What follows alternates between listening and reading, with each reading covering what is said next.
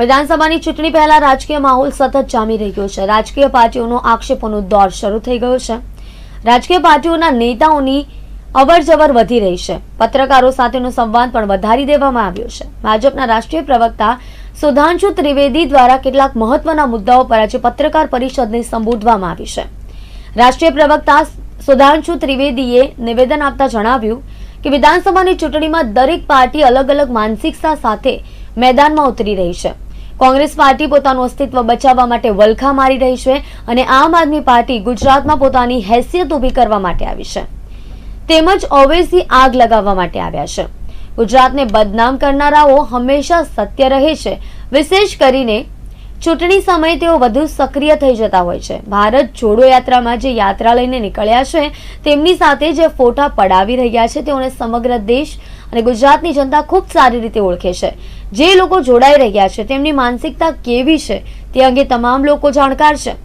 જે લોકો ગુજરાતના પ્રજાને પાણી ન મળે તેના માટે આંદોલન કરી શકતા હોય તો તે આંતરરાષ્ટ્રીય સ્તર સુધી તેમની માનસિકતા ગુજરાતની લોકોથી વધુ કોણ જાણી શકે। છેલ્લા લાંબા સમયથી જ્યારે ભારતીય જનતા પાર્ટી ગુજરાતમાં શાસન કરી રહી છે ત્યારે વિકાસ કેવી રીતે થાય છે તેનું ઉત્તમ ઉદાહરણ આપ્યું છે। स्थायी सरकार पोताना विस्तारमां विकासना अनेक शिखरो सर करे छे जे पैकीनुं गुजरात उत्तम उदाहरण छे। गुजरात देश आखाने नेतृत्व आपी रह्युं छे। उसमें चाहे पहला फाइनेंशियल टेक सिटी अहमदाबाद में बना है। आप सोचिए कि भारत हमारी सरकार आने से पहले भी मिसाइल बनाता था, चाहे बैलिस्टिक मिसाइल हो, इंटरमीडिएट रेंज या लॉन्ग रेंज, पर हवाई जहाज नहीं बना सकता था।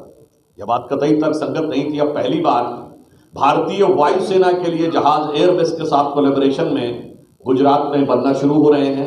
तो विकास की एक नई ऊंचाई की ओर, फिर जीवन की मूलभूत आवश्यकताओं के लिए सरदार सरोवर परियोजना, जिसको रोकने के लिए क्या क्या प्रयत्न नहीं किए गए, इसके उपरांत मोदी जी के भागीरथ प्रयत्न से वह आज साकार हुई।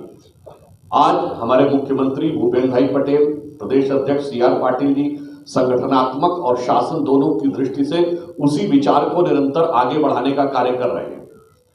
अब यदि आप देखें तो लोग कहते हैं कि गुजरात का नया मॉडल क्या था, तो मैं एक उदाहरण देना चाहता हूं। जैसे आप अगर ऊपर से देखेंगे तो सोलर पैनल सबसे ज्यादा सूरत में नजर आते हैं, परंतु भारत का पहला कोई गांव जो पूरी तरीके से सौर ऊर्जा पर आधारित हो तो वो मोढेरा विलेज बना है, जहां लगभग सारे के सारे घरों में भी सोलर पैनल्स हैं, परंतु उसी के साथ उसमें सूर्य भगवान का मंदिर भी बना है। अर्थात नया विकास और विरासत का गौरव दोनों को हमने एक साथ लेकर दिखाया है। यदि डांग देश का पहला जिला बना है जो पूर्णतः प्राकृतिक खेती पर आधारित है, तो आदिवासी क्षेत्र में भी हमने उसको एक नए मुकाम तक पहुंचाया है। तो दूसरी तरफ वर्ल्ड हेल्थ ऑर्गेनाइजेशन WHO में अगर international centre for traditional medicine बना तो उसका हेडक्वार्टर भी भारत में और जामनगर में बना है। यानी हमारी आयुर्वेदिक औषधियों को अंतर्राष्ट्रीय स्तर के पर स्थापित करने का काम किया है।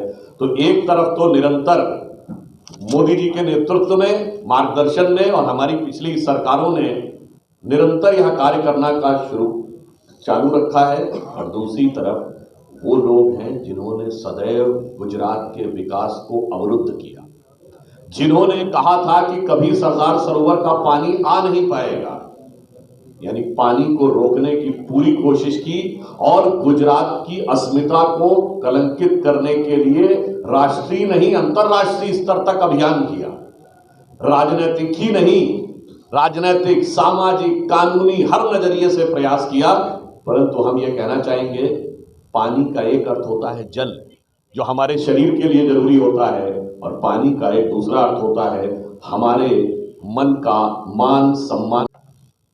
मित्रों, गुजरात में चुनाव की प्रक्रिया अब उत्तरोत्तर आगे बढ़ रही है।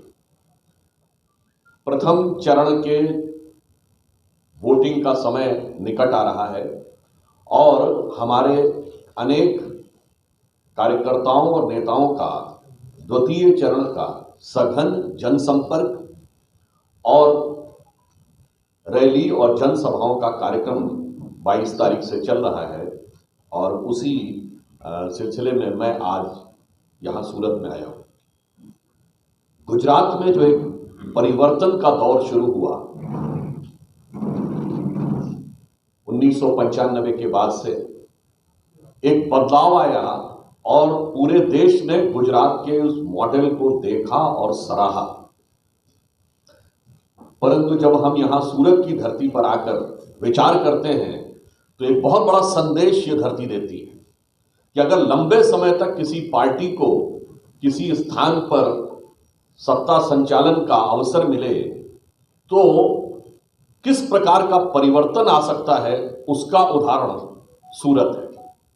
मुझे याद है कि जब हम लोग बहुत यंग थे, छात्र जीवन से जस्ट निकले थे, तब सूरत में प्लेग फैला था। ऐसी विकट परिस्थिति थी, 1994 का शायद वर्ष था, और उसके बाद 1995 में फिर सफाई हुई और राजनीतिक दृष्टि से भी सफाई हुई, और यहाँ पर नगर निगम में एक बदलाव आया और आज 27 वर्ष के बाद सूरत भारत के सेकेंड क्लीनेस्ट सिटी, यानी टॉप जो 2-3 शहर हैं सबसे सफाई में, उनमें से एक आकर खड़ा हुआ। इतना ही नहीं, यहाँ पर चाहे गार्बेज हो उसका कलेक्शन, चाहे रात में क्लीनिंग हो, इस प्रकार की व्यवस्था की गई कि आज वो जहां पर कि कभी गंदगी के कारण महामारियों का प्रभाव रहता था, वो सबसे स्वच्छ शहरों में शुमार हो गया। यह बदलाव होता है। उसके उपरांत इंफ्रास्ट्रक्चर में अगर हम देखें तो यहाँ 100-120 से अधिक फ्लाईओवर्स बने, सबसे बेहतर पब्लिक ट्रांसपोर्ट सिस्टम जो बसेस के माध्यम से है उसका प्रमाण यहाँ पर देखने को मिलता है। फिर यदि जल प्रबंधन के मामले में गुजरात लगातार 3 वर्षों से भारत में सर्वोच्च स्थिति में है, परंतु जल प्रबंधन के मामले में सूरत में बहुत शानदार काम हुआ। और इतना ही नहीं कि वर्तमान समय की व्यवस्था को ठीक किया है, आने वाले वर्षों के लिए भी यह व्यवस्था सुनिश्चित की है कि आबादी बढ़ने के बाद भी। तो मैं कहना चाहूंगा कि जिन लोगों ने गुजरात के पानी यानी जल को भी रोकने का प्रयास किया, जिन लोगों ने गुजरात के पानी यानी मान सम्मान को भी आक्षेपित करने का, कलंकित करने का प्रयास किया, गुजरात की जनता निश्चित रूप से आने वाले इस चुनाव में उसका समुचित उत्तर देगी। और मैं यही अनुरोध करूंगा, जो एक हिंदी का बड़ा फेमस दोहा है कि रहीमन पानी राखिए बिन पानी सब सून, और पानी गए न उबरे मोती मानस चून। मतलब उस पानी की भी रक्षा करिए जो जल है, जीवन देता है, और उस पानी की भी रक्षा करिए यानी जो सम्मान देता है। जैसे पानीदार व्यक्ति कहते हैं ना, मतलब जिसमें आत्मगौरव और सम्मान हो। तो हमने गुजरात में विकास, जन कल्याण और गुजराती अस्मिता तीनों को स्थापित किया है। और दूसरी तरफ वो लोग हैं जो तथाकथित भारत जोड़ो यात्रा में भारत से जुड़ाव कम और गुजरात के साथ जुड़ाव अधिक दिखाते हुए फिर रहे हैं, और ऐसे लोगों के साथ कंधे से कंधा मिलाकर चल रहे हैं जिन्होंने गुजरात के लिए सदैव अवमानना रखी है और प्रधानमंत्री जी के लिए भी किसी भी प्रकार के अपशब्दों का प्रयोग करने से नहीं चूक रहे हैं। परंतु गुजरात की यह जनता और यह सूरत का नया मॉडल, मतलब मैं कहना चाहूंगा गुजरात का मॉडल यदि भारत में एक मॉडल की तरह था, एग्जाम्पल या उदाहरण की तरह था, उसी तरह सूरत का मॉडल गुजरात के लिए उदाहरण की तरह है। तो मुझे अपेक्षा है कि उसी दिशा में आगे बढ़ते हुए जब संपूर्ण भारत मोदी जी के नेतृत्व में एक महान भारत बनने की तरफ स्वतंत्रता के अमृत काल में चल रहा है, तो सूरत की जनता ऐसा जनादेश देगी कि गुजरात के चुनाव परिणामों में सूरत का स्थान एक दमकते हुए हीरे की तरह नजर आएगा। धन्यवाद।